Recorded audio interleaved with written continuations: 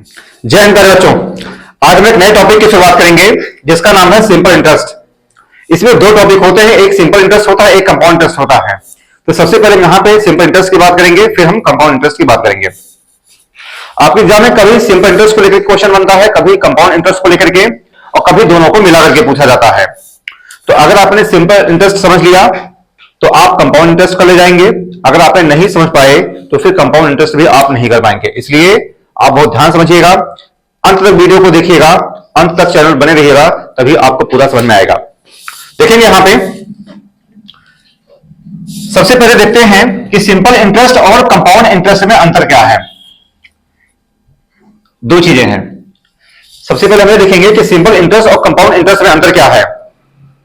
ठीक है, simple interest का मतलब यह होता है, सिंपल इंटरेस्ट का मतलब यह होता है कि मान लिया कि आपने किसी को 1000 रुपए दिया तो 1000 रुपए क्या हो जाएगा, प्रिंसिपल हो जाएगा। पी का मतलब क्या होता है, प्रिंसिपल होता है। ये पी का मतलब होता है प्रिंसिपल होता है। ठीक है, यहां तक। जब आप किसी को 1000 रुपए देंगे तो आपको कुछ लाभ भी होगा। मान लीजिए कि आप जो लाभ ले रहे हैं वह 4% के हिसाब से आप लाभ ले रहे हैं। मान लीजिए आपने 100 रुपए किसी को दिया तो आपने 4 रुपए क्या कर लिया, लाभ लिया। उसी को बोलते हैं रेट। आर का मतलब क्या होता है, रेट होता है। ये आर का मतलब क्या होता है, रेट होता है। ठीक, फिर एक होता है टी यानी टाइम। फिर एक होता है टी। मान लिया 5 वर्ष के लिए आप किसी को दे रहे हैं तो टी इक्वल टू क्या हो जाएगा, 5 ईयर हो जाएगा। बात है सर में।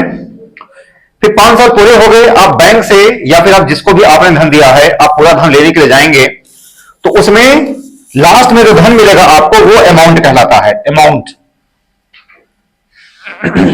अमाउंट कहलाएगा। लास्ट में जो भी धन मिलेगा आपको वो कहलाएगा, अमाउंट कहलाएगा। बातें समझ में एक बार फिर से समझिए। ऐसा क्या होता है, पी का मतलब होता है प्रिंसिपल यानी मूलधन होता है, आर का मतलब रेट होता है, टी का मतलब टाइम होता है, और ए का मतलब क्या होता है, अमाउंट होता है। अब देखेंगे, मैं आपको यहां पे समझा रहा हूं कि एसआई और सीआई में अंतर क्या है। मान लीजिए कि आपने किसी को 1000 रुपए दिया, ठीक, वो पी हो जाएगा। जो मूल होगा क्या हो जाएगा, 1000 रुपए पी हो गया। वो 4% हो जाएगा आर। मान लीजिए कि आर 4% का मतलब होता है कि 100 रुपए में 4 रुपए के हिसाब से आप लाभ ले रहे हैं, ये होता है रेट। मान लीजिए कि आप 5 सालों के लिए आप जो है धन को दे रहे हैं। 5 साल पूरे हो गए, आप जब धन अपना लेने के लिए जाएंगे तो उसमें आपका मूल तो रहेगा ही, यानी 1000 रुपए तो रहेगा ही, और प्लस फायदा भी होता है। जो फायदा होता है वही होता है इंटरेस्ट होता है। ये पी क्या है, ये आपका मूल वाला हिस्सा है, ये मूल है पी, और ये क्या है, आपका फायदा है। तो मूल और फायदा दोनों मिलकर के क्या कहलाएंगे, ये अमाउंट कहलाते हैं। तो मेरे ख्याल से आप समझ गए होंगे, PRTA। ठीक, खास बात यह है कि यहां पे जो भी फायदा है आपका सेम होता है। मान लीजिए आपको 100 रुपए का हर महीने लाभ हो रहा है या फिर हर साल आपको लाभ हो रहा है तो 100 रुपए क्या होता है, ये कांस्टेंट होता है। ठीक है, ये चेंज नहीं होता है। लेकिन अगर हम कंपाउंड इंटरेस्ट की बात करेंगे तो इसमें चेंज हो जाएगा। ये आप अगर देखेंगे कि बैंक का जो भी कामकाज होता है वो कंपाउंड इंटरेस्ट के हिसाब से होता है। देखेंगे यहां पे इसका वही एग्जांपल हमने लिया है, P इक्वल टू 1000 हमने कर लिया, 1000 हो जाएगा ये। फिर आर क्या हो जाएगा, ये 4% ही रहेगा। टी मान लीजिए 5 ईयर के लिए है।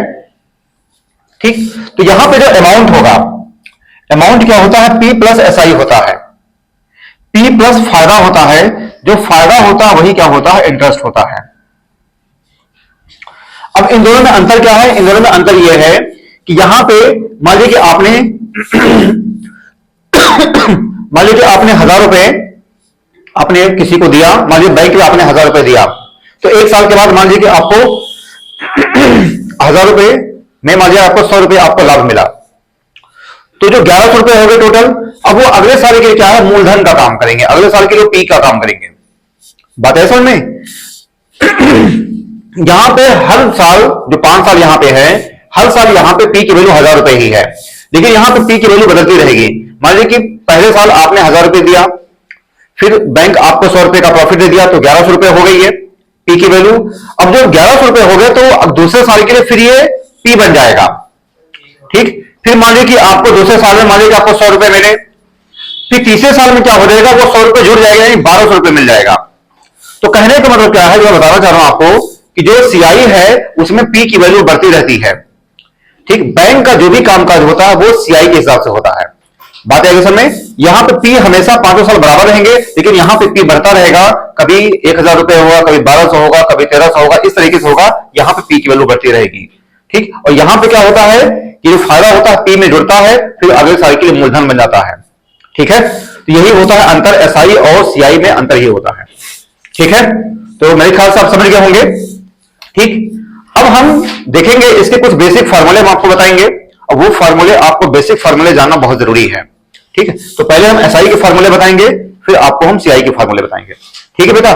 तो बाकी हमारे चैनल से आप जुड़े रहिए, उसमें बहुत सारे हमारे वहां पे वीडियो पड़े हुए हैं, उन सभी को आप बारी बारी से देखिए तो आपको समझ में आता रहेगा, ठीक है। तो इसके आगे का वीडियो आपको, इसके आगे की जो कहानी है आपको नेक्स्ट वीडियो में देखने को मिलेगी, ठीक। बाकी अगर वीडियो आपको पसंद आता है तो आप चैनल को सब्सक्राइब करिए, लाइक करिए, शेयर करिए, जो भी आपके हित दोस्त सभी को शेयर करिए, ताकि सभी को ऐसे कंटेंट का फायदा मिलता रहे, ठीक। तो मिलता है नेक्स्ट वीडियो में, आप समझ गए। जय हिंद, थैंक यू, जय हिंद, जय भारत।